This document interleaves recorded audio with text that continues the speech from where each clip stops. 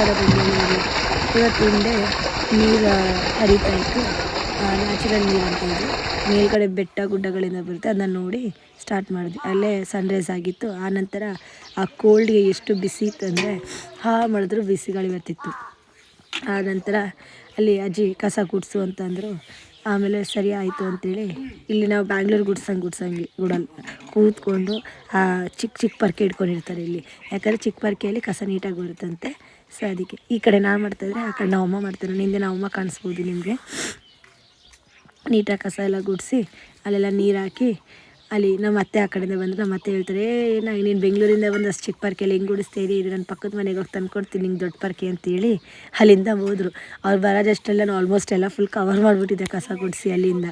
ಆಮೇಲೆ ಹಂಗೆ ಮಾತಾಡ್ತಾ ಇದ್ವಿ, ನೆಕ್ಸ್ಟ್ ಏನು ಮಾಡಬೇಕು, ಎಲ್ಲಿ ಹೋಗಬೇಕು, ಏನು ಕೆಲಸ ಮುಗಿಸ್ಬೇಕು ಅಂತ ಪಟ ಪಟ ಅಂತ ಗುಡಿಸ್ತಾ ಇದ್ದೆ.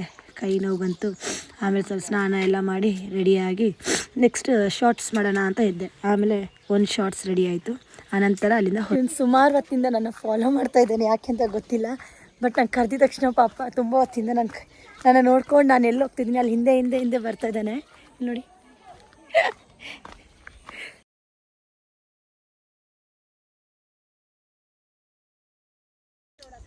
ಒಂದು ಶಾರ್ಟ್ ವಿಡಿಯೋ ಮಾಡಬೇಕು ಅಂತ ಹೊಲಕ್ಕೆ ಬಂದಿದ್ದೆ. ಹಂಗೆ ಎಲ್ಲರದು ಒಂದೊಂದು ವೀಡಿಯೋ ಮಾಡಿ. ಸೊ ನನ್ನ ಟೈರ್ ನೋಡ್ಬೋದು ನೀವು, ಟೋಟಲಿ ನೇಪಾಲಿ ಟ್ರೆಡಿಷನ್ನು. ಸೊ ನನ್ನ ಜೊತೆ ಪಾಪ ನಾನು ಎಲ್ಲರನ್ನೂ ಕರ್ಕೊಂಡ್ಬಂದಿದ್ದೀನಿ. ಬನ್ನಿ, ನನಗೆ ಒಬ್ಳಿಗೆ ಅಲ್ಲಿ ಹೊಲಕ್ಕೆ ಹೋಗಿ ಭಯ ಆಗುತ್ತೆ ಅಂತ ತಿರುಗಿಸ್ತೀನಿ ರೀ. ಹಾಯ್ ದಿ ಹಾಯ್ ಆಂಟಿ ಹಾಯ್ ಬಾಜೆ ಹಾಯ್ ಯಾರು ಕಾಣಿಸ್ತಾ. ಇದು ನಮ್ಮ ಜೊತೆ ಪಾಪ, ಇದು ನಮಗೆ ಫೋಟೋ ತೊಗೊಳಕ್ಕೆ ಹೆಲ್ಪ್ ಮಾಡಿದೆ ಇವತ್ತು. ಸೊ ಈ ಬ್ಯೂಟಿಫುಲ್ ಸೀನ ನೋಡ್ಬೋದು ನಮ್ಮ ಹೊಲದಿಂದ.